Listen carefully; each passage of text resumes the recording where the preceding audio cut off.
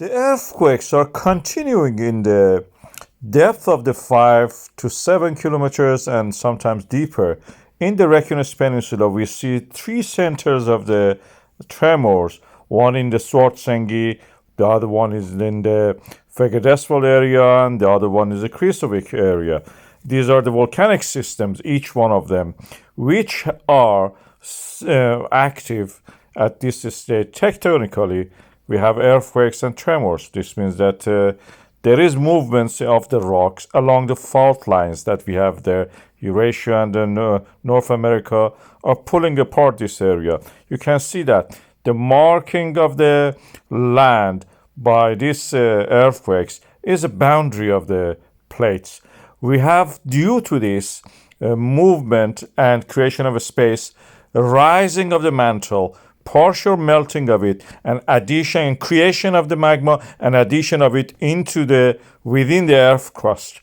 And that magma rising rises the land. We can measure that by GPS measurements, the distance between the surface and the satellites which are in orbit. So for each eruption, we have this level of the rising of the land being bigger than the previous one. And this is the pattern we are expecting to be valid in this time. Based on this model of the GPS data, we can actually calculate the volume of the magma underneath within the earth crust. And these are the measurements that we have for the several of them. And this is the accumulated one.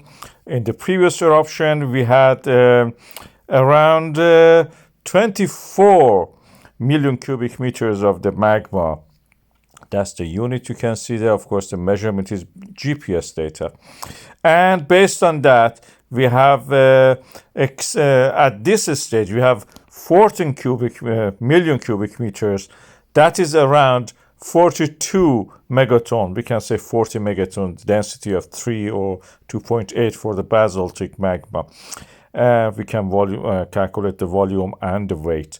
So the difference is significant. 10 million cubic meters, around, we can say, 30 megaton. It needs shaking, of course. We need shaking it like a ketchup. It's a non-Newtonian fluid. So it needs a lot of earthquakes to actually rise it and make it fluid. So the earthquakes that we see when before the eruption happening, and within 30 seconds or 1.5 hours, we see that the magma starts to bubble up and then flow. And the flow of the magma from the Svartsengis reservoir to the weakest point, which is in the Grindavik Rift Valley, takes at least 30 seconds. It can be more, 1.5 up to 2 hours to rise to the level of the ground. Then we have eruption. Surprisingly, during this period, we have a contraction. When the magma arrives, it just expands. The land expands.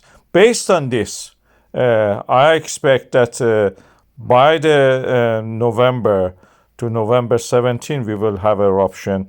Of course, by the first day of the November, it may pass the threshold of the previous eruption, which was quite significant in that sense.